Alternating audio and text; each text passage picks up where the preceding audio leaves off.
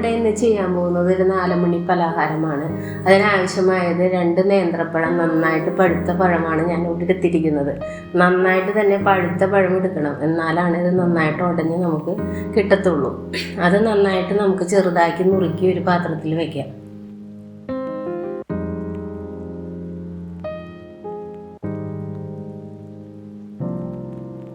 പിന്നെ ആവശ്യമായത് കുറച്ച് തേങ്ങ, കുറച്ച് കശുവണ്ടി, 1 കപ്പ് റവ, 1/2 കപ്പ് പാല്, കുറച്ച് പഞ്ചസാര, നെയ്യ്. ഇത്രയും സാധനങ്ങളാണ് നമുക്ക് ആവശ്യമായത്. സ്റ്റവ് കത്തിച്ചിട്ട് അതിന്മേലെ ഒരു ഫ്രൈ പാൻ വെച്ചിട്ടുണ്ട്. ചട്ടി ചൂടായ ശേഷം അതിലേക്ക് 2 സ്പൂൺ നെയ്യ് ഒഴിക്കുക.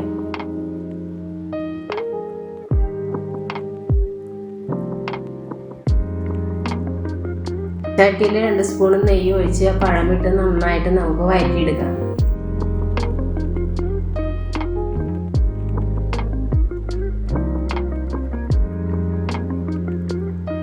നല്ല ഉടയണ വിധം ആകുന്ന വിധം പഴം നന്നായിട്ട് വഴറ്റി നമുക്ക് ഉടച്ചെടുക്കാം.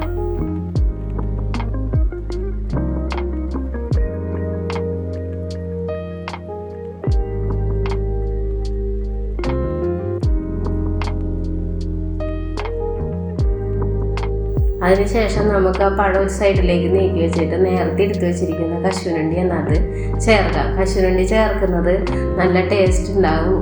നമ്മൾ കഴിക്കുമ്പോൾ ഇടയ്ക്കിടയ്ക്ക് അത് കടിക്കാൻ കിട്ടുന്നത് നല്ല ടേസ്റ്റ് ഉണ്ടാകും. പിന്നെ അതിലേക്ക് നമുക്ക് എടുത്ത് വെച്ചിരിക്കുന്ന തേങ്ങയും ചേർത്ത് വഴറ്റിയെടുക്കാം. തേങ്ങ മുരിഞ്ഞു പോകണ്ട, ഒന്ന് വാടി കിട്ടിയാൽ മതി നമുക്ക്. അതിലേക്ക് ആ റവ ഇട്ട് 1 കപ്പ് റവയാണ് ഞാൻ എടുത്തിരിക്കുന്നത്. 1 കപ്പ് റവ വറുത്ത റവയാണ് ഞാൻ എടുത്തേക്കുന്നത്. നിങ്ങളുടെ കയ്യിൽ വറുത്ത റവയല്ല, സാധാരണ റവയാണെങ്കിലും അത് ഉപയോഗിക്കാം.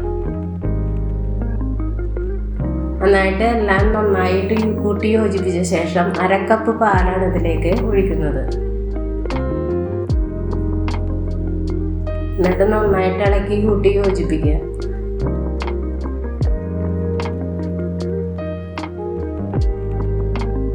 ഈ സമയത്ത് നമുക്കൊരു നുള്ളുപ്പ് ചേർക്കാം, 2 സ്പൂൺ പഞ്ചസാരയും ചേർക്കാം.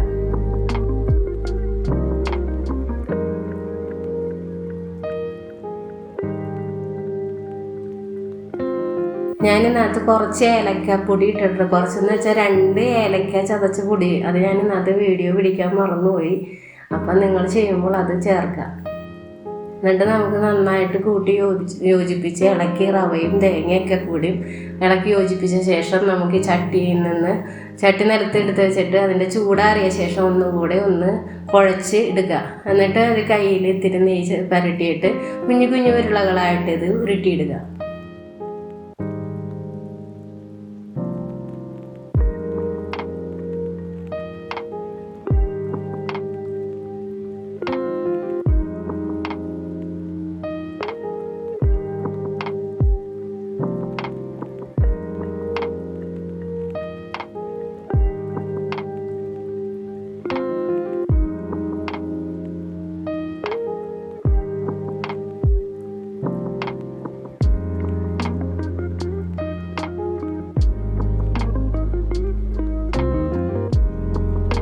ഇതെല്ലാം ഉരുട്ടി വെച്ച് ഒരു പാത്രത്തിൽ വെച്ചിട്ടുണ്ട്. വീണ്ടും നമ്മൾ ഇത് ശരിയാക്കിയ ചട്ടി വീണ്ടും അടുപ്പത്ത് വെച്ച് അതിലേക്ക് 1.5 സ്പൂൺ നെയ്യ് ഒഴിക്കുക.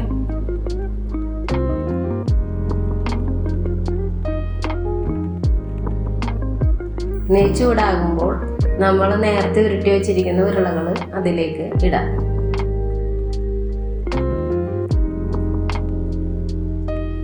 അല്പം നേരം നമുക്കിങ്ങനെ ഒന്ന് ആ ചട്ടി ഒന്ന് എടുത്ത് ഇളക്കി കയ്യിൽ കൊണ്ടൊക്കെ തവി കൊണ്ടൊന്ന് തിരിച്ചും മറിച്ചൊക്കെ ഇട്ട് ഒന്ന് ഇളക്കി കൊടുത്തൊന്ന് മൊരിയിച്ചെടുക്കാം. നന്നായിട്ട് മൊരിയിക്കേണ്ട ആൾക്കാർക്ക് നന്നായിട്ട് ബ്രൗൺ കളറാക്കി മൊരിയിച്ചെടുക്കാം. ഞാനിവിടെ നന്നായിട്ട് മൊരിക്കുന്നില്ല, നേരിയ രീതിയിൽ ഒന്ന് ചൂടാക്കി എടുക്കുന്നുള്ളൂ. ഇത് ഇങ്ങനെ നെയ്യിൽ മൊരിയിക്കാതെയും കഴിക്കാൻ ടേസ്റ്റാണ്. ഇങ്ങനെ ചെയ്യുന്നത് ഒരു ടേസ്റ്റ് കൂടാൻ വേണ്ടിയാണ് ഇങ്ങനെ ചെയ്തത്. ഇത് നമ്മളുടെ കുഞ്ഞുങ്ങൾക്കൊക്കെ സ്കൂളിലൊക്കെ കൊടുത്തഴക്കാനും 4 മണിക്ക് സ്കൂൾ വിട്ട് വരുമ്പോൾ അവർക്ക് കൊടുക്കുവാനൊക്കെ നല്ല ഒരു പലഹാരമാണ്. എല്ലാവരും ഒന്ന് ട്രൈ ചെയ്ത് നോക്കുക, നല്ല സ്വാദുണ്ട്. വീഡിയോ ഇഷ്ടപ്പെട്ടാൽ ലൈക്ക് ചെയ്യുക, കമൻറ്റ് ചെയ്യുക, സബ്സ്ക്രൈബ് ചെയ്യുക. Thank you.